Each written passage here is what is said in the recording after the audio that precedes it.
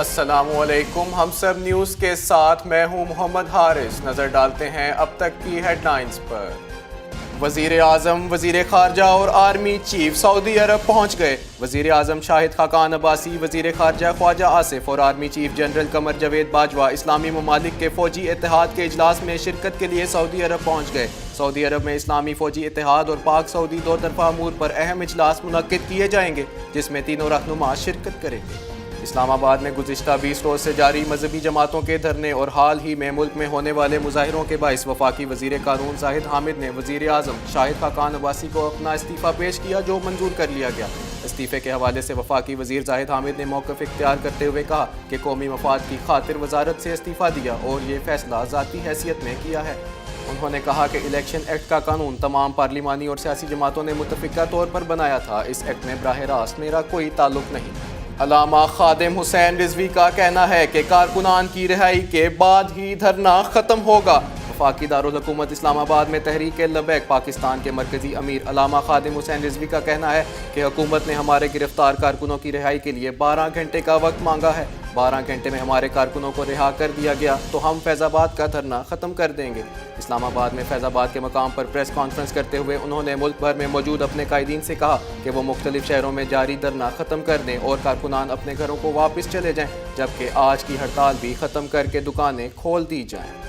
نیلم Jhelum hydro power project آئندہ سال فروری میں شروع ہوگا۔ وفاقی حکومت 515 ارب روپے کا Neelum Jhelum hydro power project آئندہ سال فروری میں شروع کرے گی، جبکہ water and power development authority اس منصوبے کی بنیادی ضروریات پوری کرنے سے قاصر ہے۔ باخبر ذرائع کا کہنا ہے کہ اس منصوبے پر عمل کرانے والی ایجنسی وابڈا نے ٹیرف کی ترتیب کے لیے national electric power regulatory authority کو اب تک درخواست نہیں دی ہے۔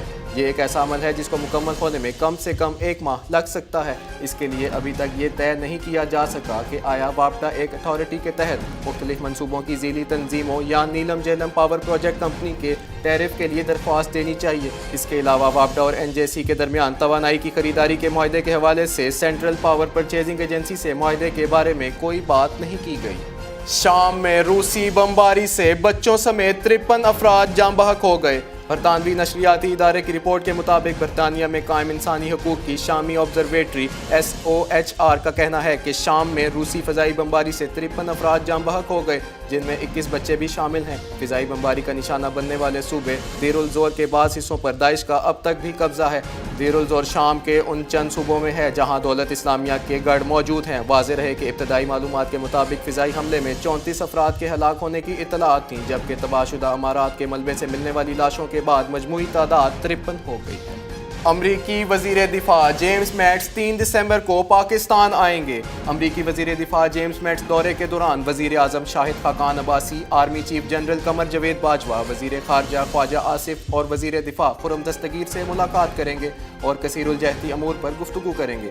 ذرائع کا کہنا ہے کہ معمول کی طرح اس بار بھی امریکہ کی جانب سے پاکستان پر دہشت گردوں کے خلاف کارروائی کے لیے دباؤ ڈالا جا سکتا ہے۔ امریکہ نے پاکستان میں حقانی نیٹ ورک کی محفوظ پناہ گاہوں کے حوالے سے دعویٰ کرتے ہوئے کہا تھا کہ دہشت گرد پاکستان میں موجود محفوظ پناہ گاہوں سے افغانستان میں امریکی اور اتحادی فوج پر حملوں میں ملوث ہیں، جبکہ پاکستان نے امریکی الزامات کو مسترد کرتے ہوئے کہا کہ یہاں دہشت گردوں کی کوئی محفوظ پناہ گاہ موجود نہیں۔ ایران کے پاسداران انقلاب کے نائب سربراہ بریگیڈیئر جنرل حسین سلامی نے یورپ کو متنبہ کیا ہے کہ اگر وہ تہران کے لیے خطرہ بنا تو وہ اپنے میزائلوں کی رینج 2000 کلومیٹر سے بھی زیادہ کر دے گا۔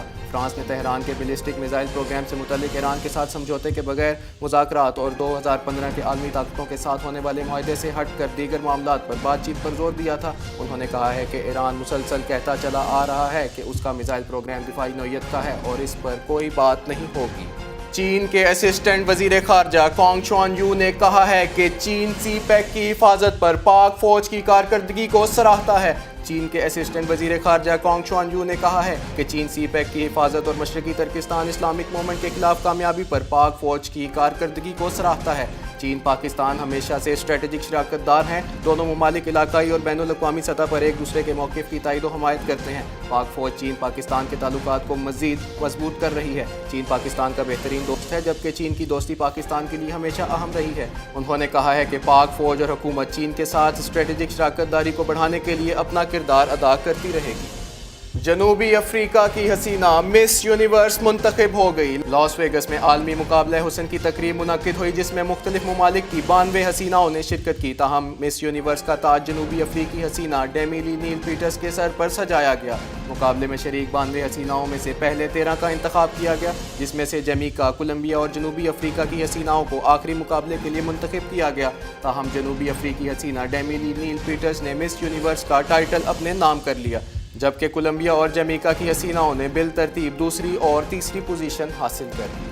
قومی T20 ٹورنامنٹ کے سیمی فائنلز 29 نومبر کو کھیلے جائیں گے۔ راولپنڈی میں جاری ایونٹ کا فائنل 4 مرحلہ ہفتے کو مکمل ہونے کے بعد چیمپئن ٹیم کا فیصلہ پیر کو ہونا تھا، لیکن اسلام آباد میں دھرنے کے خلاف ایکشن کی وجہ سے حالات کشیدہ ہونے پر سیمی فائنلز ایک روز کی تاخیر سے کروانے کا فیصلہ کیا گیا۔ حالات بہتر نہ ہونے پر فیصلہ غیر معینہ مدت کے لیے ملتوی کر دیا گیا تھا۔ PCB ذرائع کے مطابق دھرنا ختم ہونے کے بعد سیمی فائنلز بدھ جبکہ فائنل جمعرات کو کروایا جائے گا۔ جو کھلاڑی گھروں پر روانہ ہو گئے تھے میچز کے لیے واپس آ جائیں گے۔ اور اب بات کرتے ہیں موسم کی۔ ملک کے بیشتر حصوں میں بنیادی طور پر سرد اور خشک موسم کا امکان ہے۔ اب تک کے لیے اتنا ہی۔ مزید خبریں جاننے کے لیے دیکھتے رہیے ہم سب نیوز۔